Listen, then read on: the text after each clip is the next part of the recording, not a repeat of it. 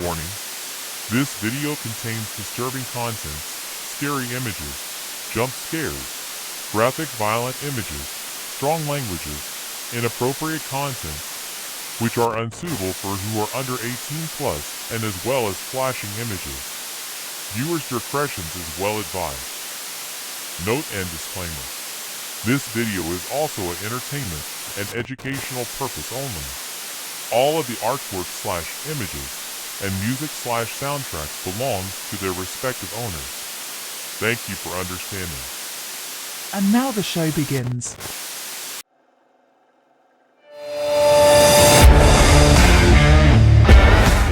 Well, hello there, ladies and gentlemen.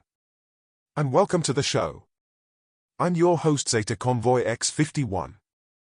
Now let's see what do we got for this episode of Zeta Reads Creepypasta, shall we?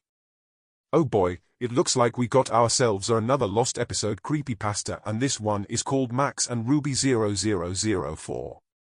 And for those who are interested to know what this is, like I said, it's a Lost Episode Creepypasta based on an animated kid show with two white rabbits as the main characters named, as the show title suggests, Max and Ruby. Yeah, I know a bit less of the show, let it alone not really cared about it. No offensive to anyone who watched the show and grew up with it, but it's creepypasta that I'm more interested, since it might have something interesting lore and story with the creepypasta itself. Could it be that something like this based on a kid's cartoon be even more darker? Or is there more to this Lost Episode Creepypasta than meets the eye? I mean, who knows? But this is part where I begin to check it out and find out what is something sinister about this Lost episode that I'll be covering now. So, without further ado, let's dive right in, and it's time to do a creepypasta reading on Max and Ruby 0004. It was just this Christmas that went by, and things were getting busy. I had to start buying presents for the family. I had finished shopping, but I still needed to grab a present for my little cousin. She is not very hard to shop for since she is 4. She likes things like Peppa Pig and My Little Pony. She really liked, and I say liked for a reason, Max and Ruby. So when I decided to go looking for a present, I figured something like a Max and Ruby DVD would have been perfect, since she liked to watch it on a daily basis.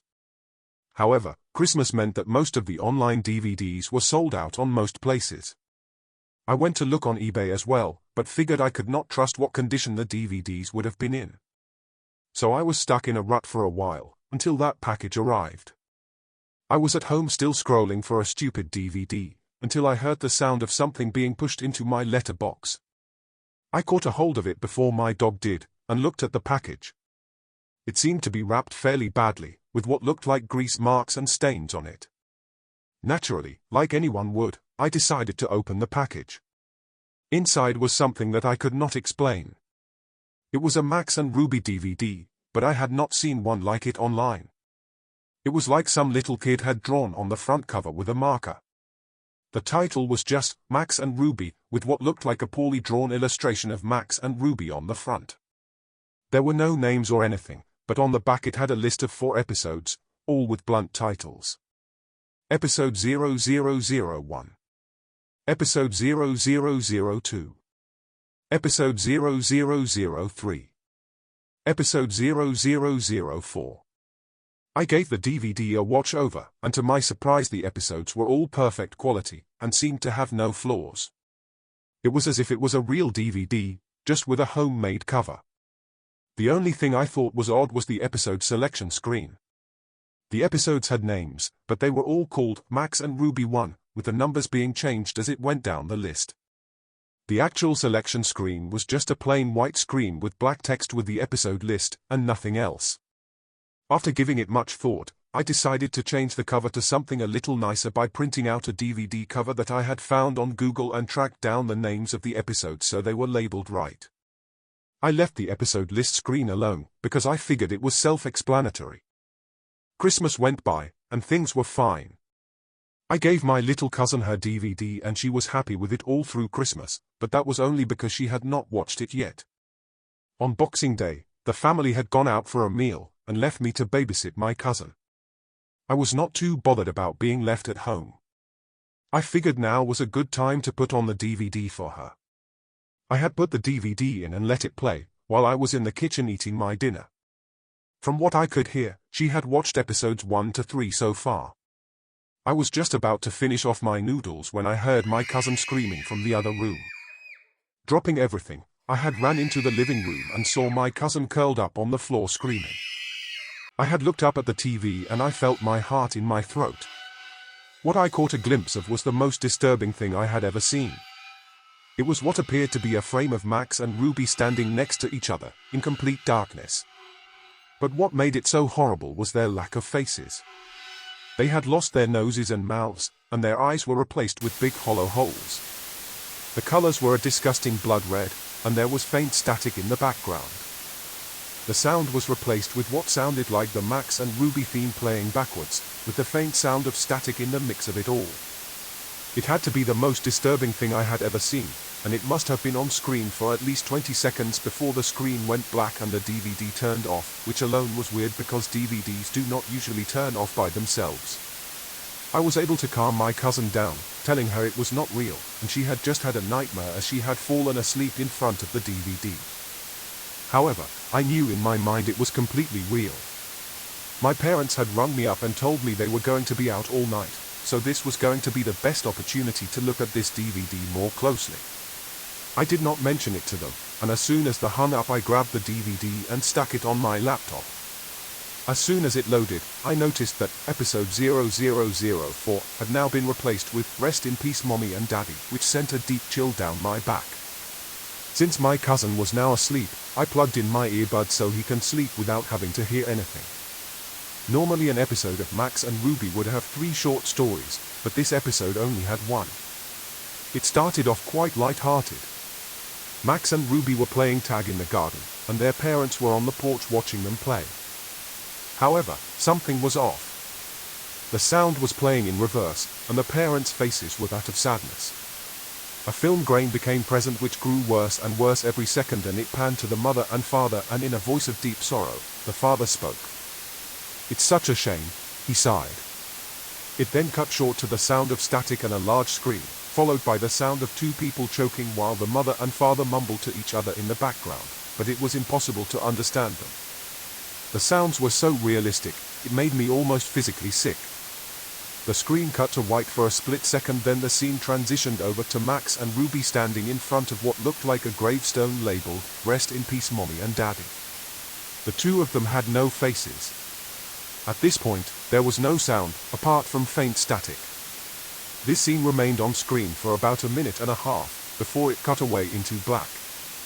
It then changed scene again, now showing Max and Ruby sitting in Ruby's room while undecipherable whispering became apparent and grew louder over time.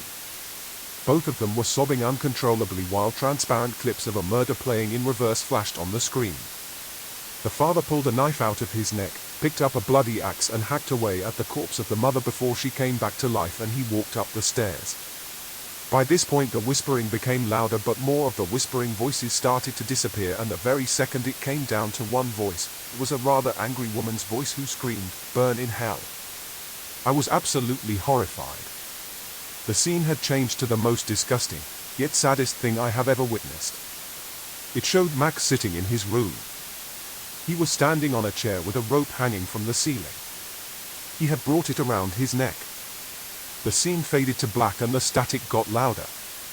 Almost instantly, it then cut to Ruby walking in on her brother.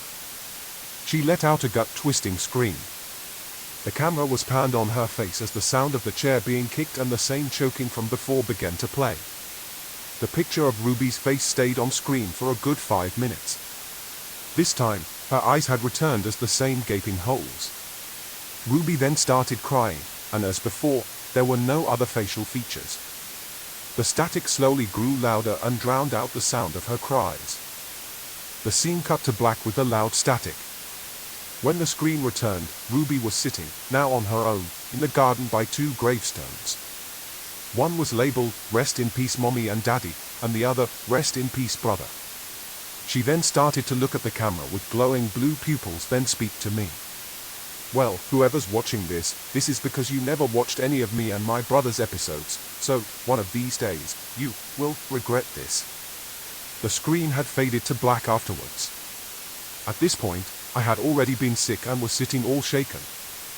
The episode seemed to have come to an end at last, as the Max and Ruby theme song played slowly in reverse. I was about to eject the DVD when the same image came up like it did on the TV. This time, however, there was text above the two rabbits that said, "Death is our only release." There were no credits or anything else. It stayed on this for a few seconds before the DVD finally popped out of my laptop. I sat there trying to contemplate what had happened. In my shock and fear, I made the stupid decision to break the DVD up as much as I could before leaving the house. Shoved the pieces down the drain. Thankfully, I kept a few screenshots and saved them to my laptop. The next couple of days went past without anything unusual happening. I had a few nightmares about the DVD, but luckily that was all. My cousin had gone back home along with the rest of the family. It was a late night, and my parents had gone out for dinner, leaving me to watch TV. I heard what sounded like someone posting something through the door. At this point, the DVD had left my mind since I had not told anyone about it. However, it all came flooding back when I looked down at the letter in front of me. It was just messily folded up and it read, "Death is our only release." And that, ladies and gentlemen, was Max and Ruby 0004, the Lost Episode Creepypasta written by PiggyPoe. Well, I got to say that this is one Lost Episode pasta that I find interesting after all. Regardless of how well this story written, this is might the darkest, in me opinion. However, despite there are more Lost Episode creepypastas, from what I heard, might be more darker than this. Again, regardless how those stories are written, and there'll be a day that I would cover those one in another day or so, maybe in the future. Oh, before end this episode, here a shout out to PiggyPoe, the author of this creepypasta story known as Max and Ruby 0004. Now, with that been said and done. Oh, one more thing. I hope you guys enjoyed this installment of Zeta Reads Creepypasta. Until then, this is Zeta Convoy saying take care and stay tuned for that there'll be more creepypasta reading episodes in the future. Signing out, and I'll see you all next time. Thanks for watching.